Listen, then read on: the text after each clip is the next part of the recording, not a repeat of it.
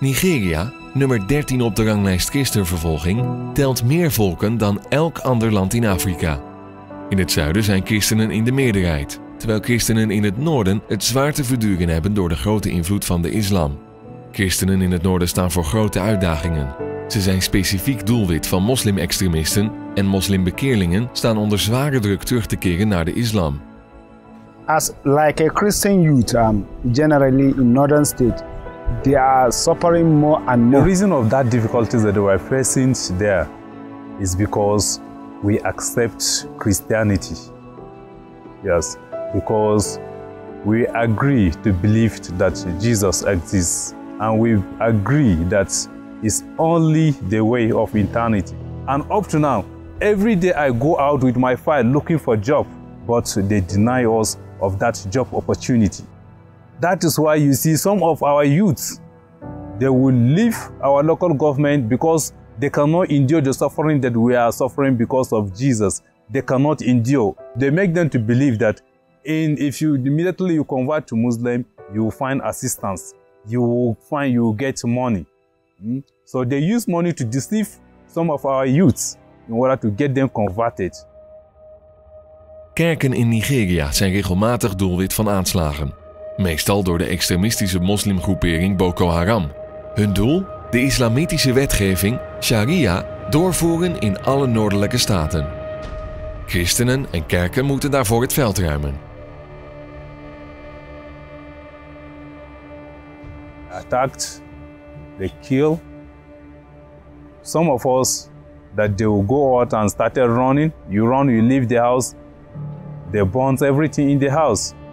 So for that, definitely, we don't find things easy for. No way a person can sleep for over 3 hours to enjoy your night. No, because we are always conscious of our security. Ask my mother that is she a Christian? She say yes. So they now ask our last one, is she a Christian? She say yes. They now say that, are they going to convert to be a Muslim? They say no. They now go to my father. They ask my father say no. So before he opened mouth, they started firing him with guns, shooting him. When they started shooting him, he was shouting that Jesus save me, Jesus save me. He was doing that.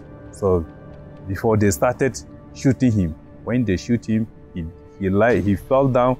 When he fell down, they did not leave it in only that shooting alone. They'll come there with their own cutlass, started martyring him. All his body, his head. Immediately they left our house, they go to our own neighbors. The same thing, they meet a family of 5. Both the parents and the father, mother, and the infants and the children, they went there, they slaughtered them. Because it's not easy for you to sit down, somebody's coming to take your life and God is asking you to just stay. In my room alone, I will start praying, God, give me a word so that I can talk to these youths. If I pray in my room, I ask my wife, kneel down and pray because I'm facing trouble now this night. I'm going out this night to control my youth. Sometimes you see them with weapons. They come out, come here, lead us. We are going to burn mosques. We are going to kill this one. But if I came, okay, calm down. What's the problem?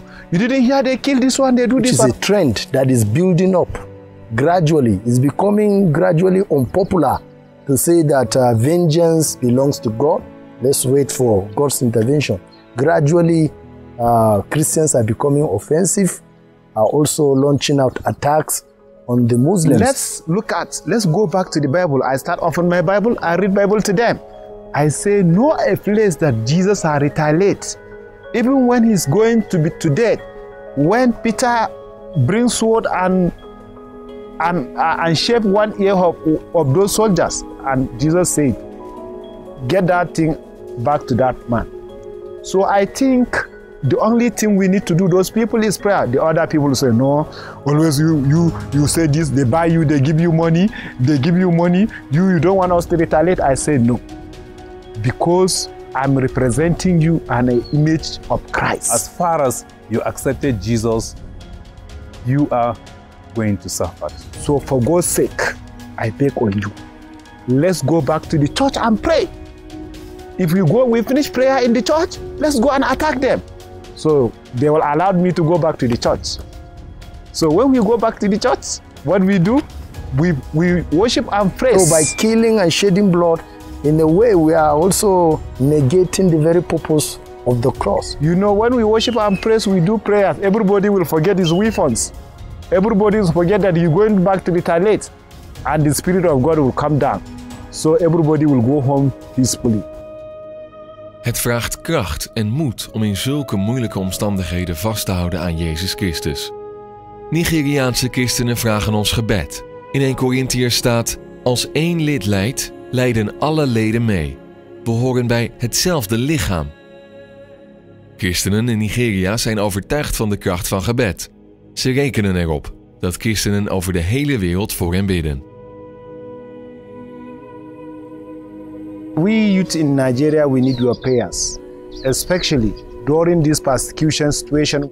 You give me money now, or you give me clothes, or you give me food, I will not be satisfied because of the present situation I have in myself and my country, Nigeria. But there's one thing that if you do to me, I will highly appreciate it and I will never forget it till the end of time. It's prayers that can only make us stand firm in the Lord. And we know God will answer the prayers. So we need your prayers always. We need your support in prayers. You should pray for us that God should help us to hold on to Him till the very end. To the very end. Okay. You please pray for Nigeria.